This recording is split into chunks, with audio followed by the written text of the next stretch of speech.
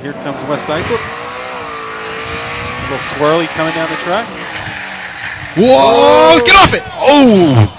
They clipped the hydrant, folks. They clipped the hydrant with the right rear tire. They've knocked the gate off the hydrant with the front tire. He was coming in, and the truck just kept angling, and he stayed in the brake. No time for West Islip. Rule 711. Hit the equipment. I think the front tire brushed it, and the rear fender actually snapped the gate off. It did. Very unfortunate. Guys running it down to the pump house to get it shut down, but if this is taking the threads off that, the spud there, we're going to be here a while. We're going to be here a while, or we're going to be moving onto more to pump. Good point. They're working feverishly right now to stop the water flow. Stop the water flow. Get it back into the drain. Which they've turned the pressure off. It's just barely running now. I mean, a couple of guys reacted pretty quick to the pump house, which is actually located down here below the arch. Yeah, so it's very quick. It's been shut down. But you could just see he was swirly coming down. He really started locking up about 100 feet away. It just kept angling toward the hydrant. I think he hoped it would roll out. I don't know if he thought maybe his pedal, the tires weren't going to lock on him as quickly as they did. But they started to lock on him. It looked like almost 100 feet away, and he just slowly faded in.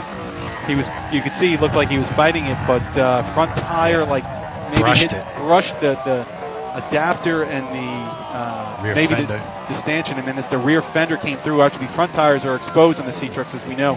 Rear fenders must be covered. We can see it's maybe 6 inches into the fender. There's a scrape. And yeah, it's a pretty good dent. It's a pretty good dent. So he took a good chunk, 6 inches of that whole gate with him. Luckily, it wasn't much speed that he hit it with. No, he didn't really affect anybody on the truck. Everybody's okay. Yes. Or what have you. So. All right, guys. I found. Oh, great.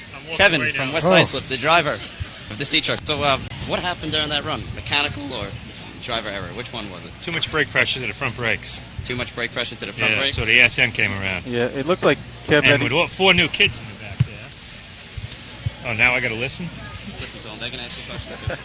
So you have 4 new guys on the back of the truck, Kev? Yes, and used to the way our old hydrant man would react to things versus just not knowing what a new hydrant man or anybody else was going to do. I just stayed in it, was going to try to stop the truck, knowing the run was screwed up, but it was too close to the hydrant there. It looked like they locked up on you about 100 feet out. Yes, definitely too much. The left front brake, the cords are hanging out. You can see the cords through the tire, so definitely too much brake pressure to the front brakes. So not enough to the rear, and that's what got the ASN sliding around. You held it as long as you can, and I know you brushed it with the front tire. Unfortunately, the rear clipped it, but nobody's hurt, so that's the main thing. No, better off a little aluminum fender than somebody in the hospital. All right, thanks, Kev. Here comes St. James.